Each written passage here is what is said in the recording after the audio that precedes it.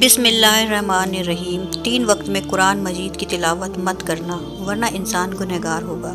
बजाय अज्र सवाब के उनके लिए गुनाह लिखा जाएगा। खबरदार, कुरान मजीद इंसान के लिए अल्लाह ताला की खास नेमत है जिसमें मौजज़ात व हिदायत, तफसील व तकसीर, इनामात इलाही, तकर्रुर रब्बानी और करामात का दरिया मौजज़न है।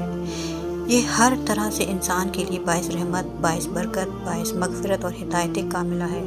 अल्लाह ताला की खुशनुदी व रज़ामंदी, बुराइयों से बचाव, अच्छाइयों की राह, अलामों मसाइब से छुटकारा, दुख तकलीफ, रंजो कुल्फत से बचाव का तरीका, अमन व सकीनत का सबब और रुश्द व हिदायत नीज इंसानी फलाह व बहबूद मब्बा है। इंसान को सही मानों में मजसूद मलाइका और अशरफुल मखलूक़ात बनाने के लिए अल्लाह ताला ने खैर और शिफा का ये मबवा सब नबियों के सरदार और रसूलों के इमाम हज़रत मोहम्मद मुस्तफ़ा सल्लल्लाहु अलैहि वसल्लम पर नाजिल किया है और इस अजीम किताब के थामने वालों को सब उम्मतों से अफजल और पढ़ने वालों को सब इंसानों से बेहतर करार दिया है। ये किताब अल्लाह के हज़रत इंसान और उम्मत मुस्लिमा से हद दर्जा प्यार का मुँह बोलता सबूत है।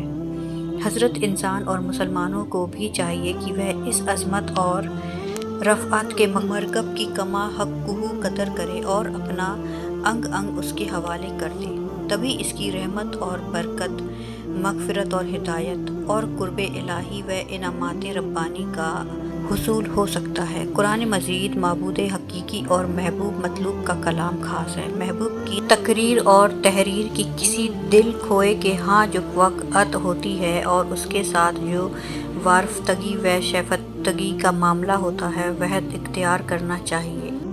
फिर यह किताब अजीम किताब तो अहकमुल हाकिमीन का कलाम और सुल्तान सलातीन बादशाहों के बादशाह का फरमान है, उस सतवत वाले शहंशाह का कानून है जिसकी हमसरी ना किसी बड़े से हुई ना हो सकती है। जिन लोगों को सलातीन के दरबार से वास्ता पड़ा है वह तजुर्बे से, और जिनको नहीं पड़ा है वह अंदाजे से सुल्तानी फरमान की हैबत जान सकते हैं। कलाम इलाही महबूब व हाकिम का कलाम है, इसलिए दोनों अदब का ख्याल रखना चाहिए क्योंकि कुरान करीम नूर है। इसके ज़रिए राह नजात तलाश की जाती है, इसमें शिफा है, इससे रूहानी व जिस्मानी अमराज से नजात मिलती है। इसके अजाइबात व गराइब की कोई इम्तिहान नहीं है, ना इसके फ़वाइद की कोई हद है। ये वो किताब है जिसने अव्वलिन और आखिरीन जिनों इंस को हिदायत की राह दिखलाई। जिन लोगों ने इससे एराज़ किया और इससे लू लगाई, बगैर राह रू बने व राहयाब ना हो सके, उन्हें मंजिल ना मिली, और जिन्होंने इस किताब पर एतमाद किया वही राहयाब हुए। जिन्होंने इसके मुताबिक अमल किया वह दीन और दुनिया की सआदत से बरहवर हुए। और यह खुसूसियत इसलिए भी है कि यह किताब महफूज किताब है। इसकी हिफाजत का मुख्तलिफ असबाब है। एक सबब तिलावत की कसरत भी है। कुरान करीम आम किताबों से मुमताज़ है, इसलिए इसकी तिलावत के भी कुछ ज़ाहिरी व बातिनी आदाब हैं जिनकी रिआयत लाजिम है। जेल में वह आदाब ज़िक्र किए जाते हैं। तिलावत के ज़ाहिरी आदाब: अदब, पाकीज़गी, तिलावत करते वक्त आदमी बावज़ू हो, अदब एहतराम के साथ तिलावत करे, ख्वाह खड़े होकर या बैठकर। अगर कोई बीमार या कोई परेशानी में हो, बिला वज़ू लेट कर तिलावत की जाए, लेकिन हाँ, पैर को फैला कर छितरा कर ना पढ़ें, तब भी सवाब मिलेगा। कुरान करीम में इरशाद है, अल इमरान 151, जो लोग खड़े और बैठे और लेटे हर हाल में अल्लाह को याद करते हैं और आसमान और ज़मीन की पैदाइश में गौर करते हैं। अलबत्ता अफजल ये है कि बैठकर किबला रुख होकर बावज़ू होने की हालत में तिलावत की जाए। चार जानू होकर बैठने और तकिया लगाने से इज्तिनाब करें। पढ़ने की मिक़दार किरात के सिलसिले में लोगों की आदतें जुदा जुदा हैं। मिक़दार के सिलसिले में हज़रत अब्दुल्ला बिन अम्र रज़ियल्लाहु ताला अन्हु से रिवायत है कि उन्होंने अर्ज़ किया कि अल्लाह के रसूल, मैं कुरान को कितने दिनों में ख़त्म करूँ? आपने फरमाया, 1 माह में। कहा, मैं इससे ज़्यादा की कुदरत रखता हूँ। अबू मूसा यानी मोहम्मद बिन मुसना इस बात को बार बार दोहराते हैं। आप इसे कम करते गए, यहाँ तक कि आपने फरमाया कि इसे 7 दिन में ख़त्म किया करो। कहा, मैं इससे ज़्यादा की ताकत रखता हूँ। फरमाया, वह कुरान नहीं समझता जो इसे 3 दिन से कम में पढ़े। سنن ابو داؤد 1390، جامع ترمذی 2939۔ اس میں معلوم ہوا کہ معتدل درجہ یہ ہے کہ ایک ہفتے میں ایک ختم ہو، اس سے زیادہ یہ ہے کہ ہفتہ میں 2 ختم کیے جائیں۔ اس طرح تقریباً 3 دن میں ایک ختم ہوگا۔ اگر تلاوت کرنے والا عالم ہو اور قرآن کریم کے معانی و مضامین میں غور اور فکر کرنا اس کا مشغلہ ہو تو اس کے لیے 1 مہینے میں ایک ختم قرآن بھی کافی ہے۔ تیسرا ادب قرآن سورتوں کی تقسیم۔ جو شخص ہفتے میں ایک ختم قرآن کریں اسے قرآنی سورتوں کو 7 منزلوں تک تقسیم کر لینا چاہیے۔ تلاوت کے بعد دعا، تلاوت سے فارغ ہو کر دعا بھی مانگنی چاہیے، اور اگر اختتام میں تلاوت پر وہ دعا جو اکثر قرآنی نسخوں کے آخر میں تحریر ہے، اللہم ارحمنی بالقرآن العظیم، پڑھی جائے تو زیادہ بہتر ہے۔ اچھی طرح مسواک کر کے وضو کر کے ایسی جگہ جہاں یکسوئی حاصل ہو نہایت وقار اور توجہ کے ساتھ قبلہ رخ بیٹھیے۔ نہایت حضور قلب اور خشوع کے ساتھ اس طرح پڑھیے کہ گویا حق تعالیٰ سبحانہ کو کلام پاک سنا رہا ہے یا اس ذات برحق سے گفتگو کا شرف حاصل کر رہا ہے۔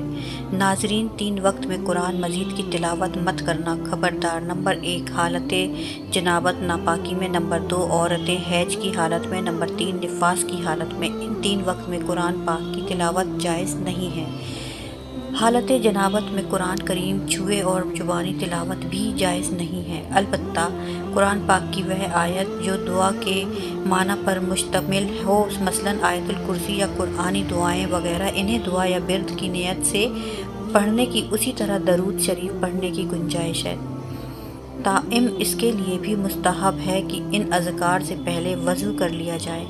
حضرت ابن عمر سے ابو داؤد اور ترمذی میں روایت ہے کہ رسول اللہ صلی اللہ علیہ وسلم نے فرمایا کہ حیض اور جنوبی قرآن سے کچھ بھی نہ پڑھیں، اور وضو کے قرآن پاک پڑھنا جو جائز ہے مگر چھونا جائز نہیں۔ بے وضو قرآن کو چھونا نہیں چاہیے، البتہ زبانی پڑھا جا سکتا ہے۔ البتہ حالت جنابت، حیض اور نفاس میں زبانی بھی نہیں پڑھنا چاہیے۔ اگر کوئی سامنے قرآن پاک پڑھ رہا ہو اور وہ غلطی کر جائے تو اس صورت میں غلطی کی درستگی کے لیے جنوبی اور حیضہ کے قرآن پاک پڑھنے کی اجازت ہے۔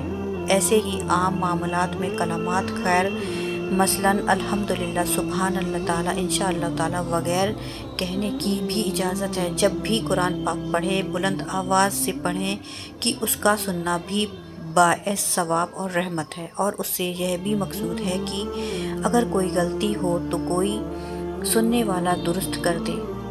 رسول اللہ صلی اللہ علیہ وسلم کی حدیث مبارک ہے کہ تم لوگ اپنی آوازوں سے قرآن پاک کو حسین بناؤ کہ اچھی آواز قرآن کے حسن میں اضافہ کر دیتی ہے۔ ابو موسیٰ اشعری رضی اللہ تعالیٰ عنہ نے بیان کیا کہ رسول اللہ صلی اللہ علیہ وسلم نے فرمایا کہ اے ابو موسیٰ، تجھے داؤد علیہ السلام جیسی بہترین آواز عطا کی گئی ہے۔ قرآن مقدس اللہ کی عظیم کتاب ہے، یہ برکت والی کتاب ہے، اس کی آیتیں مومنوں کے لیے شفا ہے، اس کے ایک ایک حرف میں 10 نیکیاں اللہ نے مقرر فرمائی ہیں۔ قرآن مقدس دنیا و آخرت کی پریشانیوں کو علاج ہے۔ قرآن مقدس رحمتوں کا خزانہ ہے۔ اللہ پاک ہم سب کو عمل کی توفیق مرحمت فرمائے اور ہمارا خاتمہ ایمان پر فرمائے، آمین۔ ناظرین، کمنٹ باکس میں اللہ تعالیٰ کے 99 ناموں میں سے ایک نام ضرور ٹائپ کریں۔ ویڈیو اچھی لگے تو ویڈیو کو لائک کریں، شیئر کریں، چینل کو بھی سبسکرائب کریں۔ اگلی ویڈیو تک کے لیے اللہ حافظ، جزاک اللہ خیر۔